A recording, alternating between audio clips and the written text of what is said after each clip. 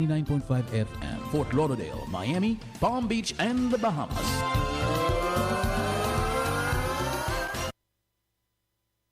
The following is an independently produced program. The views expressed within are not those of WSRF 1580 AM, their staff, or management, but are strictly those of the hosts, guests, and callers. Each day, the cost of living is increasing. It is the same as funeral and cemetery costs. Pre-plan your arrangements today and save your family the stress of finding the money later. Finance your plan up to 7 years with low down payments and affordable monthly payments. To set up your appointment, call Kathleen Barreau at 786-253-0211. 786-253-0211. Nou menm pa Haitien, le nou fin grandi ti moun nou yo, nou ba yo edukasyon, yo jwen bon job, yo vin fonde fami yo. Ki sa ki ka arrive nan vie jou yo? Ti moun nou yo a paye bil pa yo, petit yo pral l'école, esko deja prepare enterrement ou? Pa kite ti moun nou yo nan problem, rele Kathleen Barreau nan 786-253-0211 pou ka edo prepare zafè enterrement ou. Pa kite petit ou yo ap chèche l'argent nan mes amis, rele Kathleen Barreau dans 786-253-0211. 786-253-0211. Chat with Kattt chaque mardi from 6 o'clock to 6:30 p.m. discussing finance, mortgage, assurance, funeral care sous WSRF 1580 AM and 99.5 FM avec Kathleen Barreau. Nous là pour connecter avec toutes les ressources financières qu'Apedeo grandi. Good afternoon. Bonsoir, bonsoir tout le monde. You are listening to Chat with Kattt. I am your host for the next 27 minutes. We have a very, very special guest on the show. Before I introduce her, I'm going to give a small biography or an intro to who she is. Our special guest is Anne Christine Carey. She's a certified AICP urban planner with extensive experience in both public and private sectors. She has held key roles at organizations like Lennar, where she managed the entitlement process for 1,000-acre development, and the City of Dania Beach, Keith and Associates, and the City of Miami, gaining valuable insights into municipal planning with a strong educational foundation and proven leadership skills. And Miss Anne Christine, approaches urban planning with a comprehensive perspective, making her a standout leader in her field. Welcome to the show, Miss Anne Christine. Thank you for joining Chat with Kattt. Thank you, Kattt. You're so welcome. So before we get started, can you share with us your journey into urban planning and what inspired you to pursue this field? Certainly. So I was born and raised in Haiti. Okay. As you know, yes, exactly. I speak Creole. Oh, if you feel comfortable to speak Creole or both language, whatever you feel comfortable, go for it. I'll try. I don't know the terms in Creole. Oh, okay. So I was born and raised in Haiti, and it was just so heartbreaking to me to see, obviously, the conditions. And I always felt like more could be done in terms of the buildings and the way we built our sidewalks. Mm-hmm. And so that was always my dream. I originally went to architecture school in Notre Dame, only to realize that I can't draw to save my life. So I abandoned that. But still wanted to do something with cities because, again, I believed in that. And so I ended up going to school for urban planning and started working for the government because they were the ones imposing the laws that would make the developers build in a certain way that would benefit the community. So long story short, I did this, and then I went into the private sector because these were the people that were actually doing the building. So that's how I ended up in the private sector entitlement process. And then now I have my own company, Miami 21 Zoning and Entitlements, where I guide private individuals, private developers through the process, public hearings, as well as folks that have code violations and that basically just have questions about what they can and cannot do with a property. Nice. That's really interesting that you how you got into this industry. Tell me, can you, for those of us who are not hip to the lingo, what exactly is a certified AICP planner? Like, what is the significance of the credential in urban planning?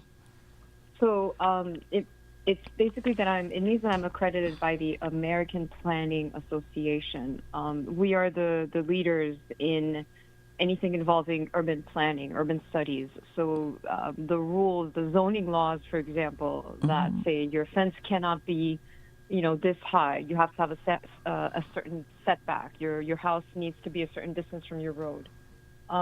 All of this is based on studies and best practices conducted by urban planners like myself.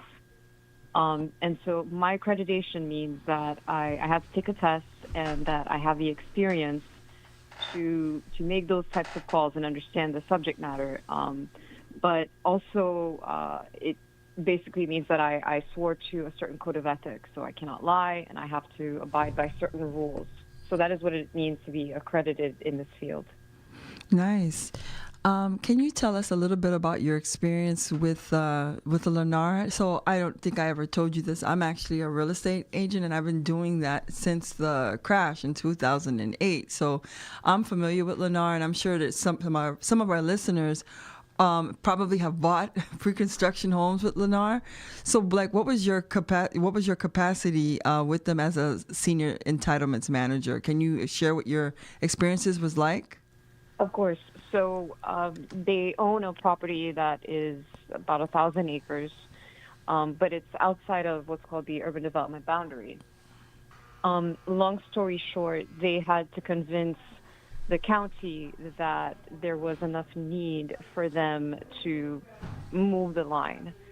So my job was to manage the architects, engineers, the scientists, the attorneys through the process and help Lennar make the case to move this line. Mm-hmm. It was very heavy on actually sound urban planning practices. We had to do economic studies, environmental studies to prove the case. So that was basically my job. It was this one project where I had to manage this massive team through the government system. Wow, that's pretty neat. How large was that team? How large? Yeah, because you said you had a large team. I think I had 16 people. Oh, nice. That's pretty cool. Okay. So your career highlights demonstrate exceptional leadership. How do you approach leading complex projects and teams in the urban planning space? How do I approach it? Yeah. The hardest part of my job is psychology and personality, believe it or not. And Miami it's fascinating because you have people from so many different cultures, and it's just the way that they do things back home is different from the way they do things here, the way I did things in Haiti versus the typical American standards. So understanding those personality types is what dictates whether or not they can be good team players. So because at the end of the day, the goal is the project. It's getting that approval through and meeting deadlines and staying in budget. And so knowing where, what makes the professional tick or encourages them to give their best performance and give them the support that they need. That was the secret. That was the secret sauce. That literally was the hardest part of the job. Very interesting. Very cool. Can you tell us about your educational background and how it influenced your approach to urban planning? So originally, like I said, I wanted to be an architect because I dream in buildings. I love buildings. But then I went to Notre Dame, and then I ended up, when I left architecture because I couldn't do it, I went to FIU for the business major. And then I found out that I could become an urban planner without my architecture degree. So I got my master's at Florida Atlantic University in urban and regional planning. Okay. So based on your experience, what are some current trends or challenges in urban planning that excite or concern you the most? So the biggest hurdle, I think, for both the private and public sector is actually density. I am a firm believer in increasing the number of units that you can build, because that is how you produce housing. That is how you create the amount of concentration or density that supports, for example, public transit. So the more people need the bus, the train, et cetera, the more funding goes towards it and the more efficient it becomes, because now you have higher ridership numbers, so you get more trains, more stops, and it becomes more efficient as a whole. And it also makes better use of the land, because the more people can live in a certain area, the less they have to travel out. It creates enough demand for, let's say, the grocery store or the restaurants to be local, as opposed to have to navigate out further out for people to actually get to them. So I think density it's this really bad pull between both sides. Should we do more? But we don't want, you have the NIMBYs, not in my backyard. People want the low density, but at the same time, they need the higher density to be able to sustain the economy. Okay. In your work, how do you balance the needs of development with concerns of communities and sustainability? So this was very interesting when I was actually working for the city, because at the end of the day, as a planner, when you identify what's best for the community, if the developer, it doesn't pencil out, right, in terms of their return on investment, and the politician who has to vote on the project doesn't like it because the neighbors don't agree with it, it doesn't matter how intelligent your concepts are, it's not going to pass. So don't waste your time. So the way I balance it is, sorry? No, I didn't say anything. I was listening. Sorry. It's okay. So the way I balance it is to look at the different stakeholders. What are they after? And so to come up with solutions that will satisfy everyone. It's a subtle balance. That's pretty neat. Out of all the projects that you've worked on, what is your favorite, or is there one that stands out the most, or is the most rewarding? Let me see. It was a multifamily building that I worked on in the city of Dania Beach, where they were trying to encourage denser product type in their downtown. And it was one of the first ones to use good form-based code principles. So form-based code it's a type of zoning law that focuses on the shape and the look of buildings as opposed to segregating the use. So traditionally, the projects would have to be, so the restaurants have to be in one side of the city, the houses have to be in a different side of the city, and the warehouses in a completely different side of the city. But this new law, which is Miami 21, it's form-based code, it says, no, we're just going to focus on what these buildings look like and how they interact with one another. And this was one of the first projects in that city that actually used that. And it was exciting to bring that concept to the city of Dania Beach, because it was so beneficial to the economy and the people themselves. It's just a better life. So it was very innovative, and I was excited to be a part of it. Very cool. So we're going to switch gears and talk about the Miami real estate landscape. So tell me, can you explain what an entitlements manager does, and why does this role, or why is this role important in shaping Miami's real estate landscape? The entitlement manager is an asset to a developer. So people hesitate to either pull their building permits or even go through the proper process to build, let's say, a large hotel or a shopping center, because the city, it's hard, it takes time, and the majority of them will use very expensive attorneys because they don't understand the process. So what an entitlements manager does, we supervise the process and make sure that everything is done accurately so that you don't have to go through so many review cycles, so that you get it right the first time. And so... Go. So the reason why I'm able to do this and make sure that it's done correctly the first time is I used to work for the city, so I was the person telling the developers and the architects, this is wrong, this is wrong, this is wrong. So now as an entitlements manager, the team, the engineers, the architects, they give me the plan, the submittal, the packet, and I go through it the way I used to when I was with the city, except that I take just a few days. And so we go through these review cycles internally, but it's a lot faster. And when you do this, the property owner, the developer, it doesn't cost them as much to go through that entitlement process through the public hearings. And they also don't need an attorney.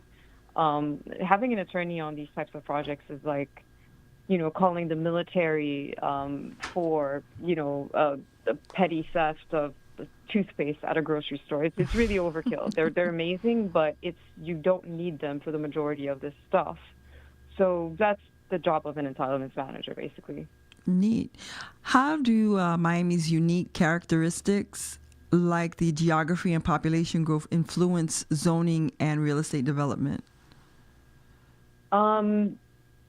So there is, as far as the actual process, right, the entitlements process, like I had said before, the psychology of it. This is my property, and who are you to tell me what I can and cannot do? That matters because it antagonizes the city, which makes the process difficult for you. And so understanding that side of it and becoming the middleman between the developer and the city, that helps shape, it smooths the process out so that there's less resistance, your neighbors are not as likely to come out and protest, and it makes the whole process smoother for you.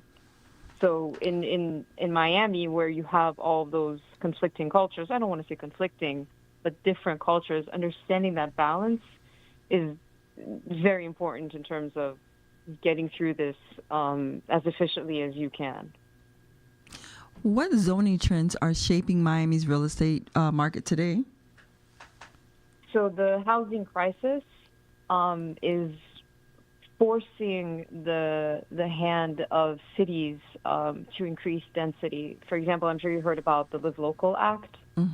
So basically the state imposed a statute where, to summarize, you're allowed to build at the highest density allowed in the city. So, for example, in the city of Miami, it's 1,000 units per acre. If you provide at least 40% of those units as workforce housing, and if you do this, you get to bypass the public hearing process, and there's a lot of other incentives that come with it. And again, the point is to encourage development and the development of housing in general. So that's the trend. In other places, you have legislation that's preventing cities from having, very, very, very low density communities. Like in some places, it's completely outlawed. You cannot have just one unit on a property. So that's definitely what I'm seeing right now. Okay. With Miami's popularity as a hub for remote workers and international buyers, how is zoning adapting to accommodate these demands? So one of the things you'll see, or what I find is happening more, is the size of their units. People are not building as large as they used to. So this is obviously for multifamily. You'll see people build a lot of efficiencies just because people can't afford it anymore. So more and more you'll see smaller units being built, or you'll see developers purchase old hotels and converting them into multifamily units, condos, basically consisting of nothing but efficiencies. And those are more affordable, and it's more accessible for people that, whether they're working from home or they simply just cannot afford to pay for anything more while enjoying the South Florida climate. That's what they'll want. And so that's what's driving the market right now. Miami faces challenges like rising sea levels and hurricanes. How are zoning laws and entitlements addressing these issues? So one of the physical ways you can see it, so if you go, for example, in Edgewater, and you look at those multifamily structures that are right up against the water, notice how the lobby, the first habitable space, is 10, 15 feet or even more above ground. That is meant to accommodate the future level of the water so that when it does get higher, that building can still operate because that space won't be, it'll be high enough above the sea level that people can still use it. They also require building permits. So the beauty of the building permits is that they make sure that, for example, for the hurricane, you'll have a hurricane impact window. When you pull a building permit, you have somebody at the city that will verify the work of the person you hired to install that window. They do inspections because they actually look inside the wall to make sure that that window is properly anchored so that when the hurricane comes, it stays put. So these permits and the inspections that are going through with the Florida Building Code, they are the ones that are making sure that people are building the way that they're supposed to build. Are there any zoning incentives for developers, to prioritize sustainable and resilient building practices in Miami? The incentives that I am seeing, so a few years ago, they were very big on green, to have efficient buildings that use less power. But I don't see, the benefits weren't as interesting, right? So they didn't give you additional density necessarily. It wasn't as interesting. So in terms of sustainability, I'm not seeing any benefits. To be honest with you, they don't have a choice. So the city doesn't have a reason to give them the bonus for it. Okay. How do zoning laws impact the future of Miami's real estate market, especially with the demand for mixed-use developments? So more and more people are adopting that, what I mentioned before, the form-based code. So because they're focused on what the building looks like and not so much what the use is, people can do a mix and mash of what it is they want to do. So, for example, there's the live-work principle where you're allowed to actually have a business inside of your home, and while living there, whereas traditionally it couldn't be in the same place. So they are more and more coming up with laws that facilitate the mixture of uses. Okay. And we're coming towards the end, so I'm going to go gear back. My final question, I guess, for Miami before I go back to you is, what opportunities or risks do you see for Miami's real estate market in the next 5 to 10 years from a zoning perspective? So right now, I'm sure you've heard of what's going on with the SERS and the reserves that the vintage condo owners are having to face. In other words, they're being told that in order to make sure that their building is secure, they have to come up with millions of dollars to make some structural improvements to their homes, to the building, to the condo. Most people can't afford that, and so their only choice is going to be to sell the units. This is an opportunity for developers because they can buy the building, tear it down, and use the land to build a much larger, more efficient building. And so you're definitely going to see, I think, a lot of redevelopment of those older vintage condos and vintage properties. And so if I can say this, or some advice I can give to these condo owners that are in that position, as horrible as it is, because trust me, I can only imagine, when they come to the negotiating table with these developers, is for them to do their due diligence in terms of what that land is worth, because the developer will purchase that land based on how many units he can build. So if, as the condo owner, you are aware of what your property is worth based on those zoning regulations, etc., you have better negotiating power. And if you are one of these condo owners and you do want to look into this, then feel free to give me a call, because that is what I do. I can tell you what your property, what can be done with your property. So that's definitely going to be an interesting development or opportunity, I think, in the real estate market down here. Interesting. What advice would you give anyone interested in pursuing a career in urban planning? Remember the objective of urban planning, which is the health, safety, and welfare of the community. So focus on that, assuming that that's something that you thrive for, which is my case. But also remember how to get there. It's not enough to make a great plan. You have to find people that will actually pay for it. So always keep in mind the balance between those great ideas and what it takes to make them happen.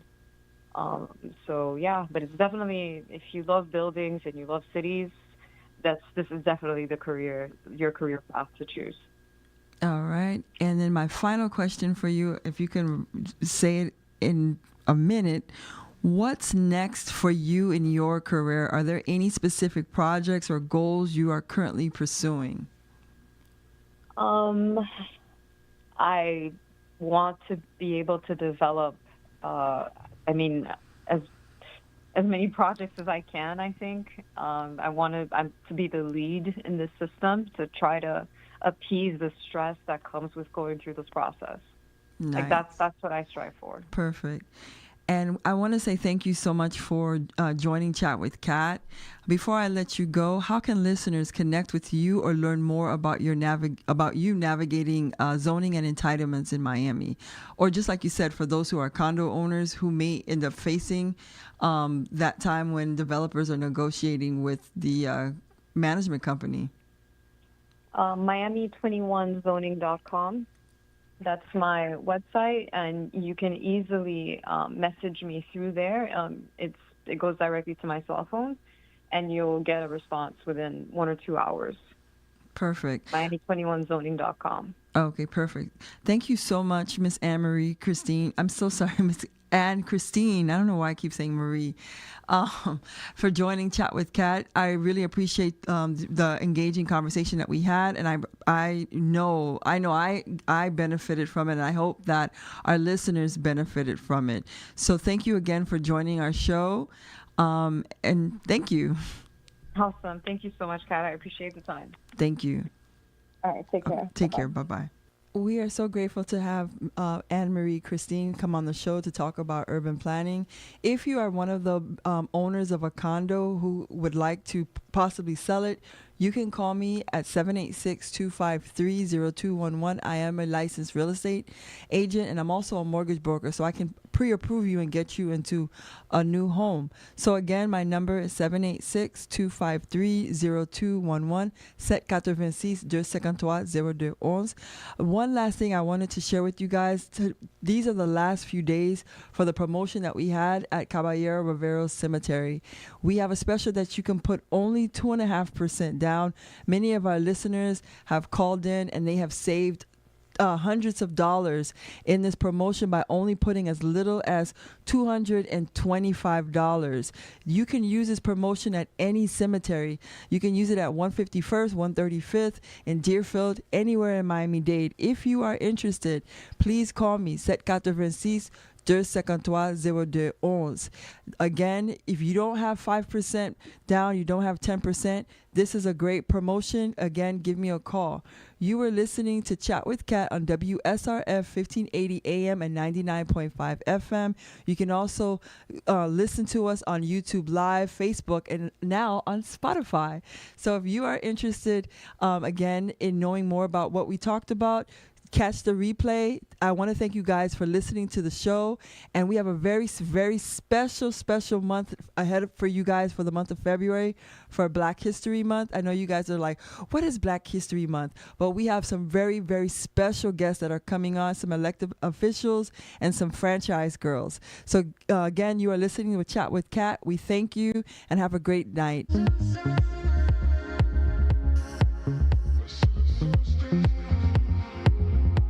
You're listening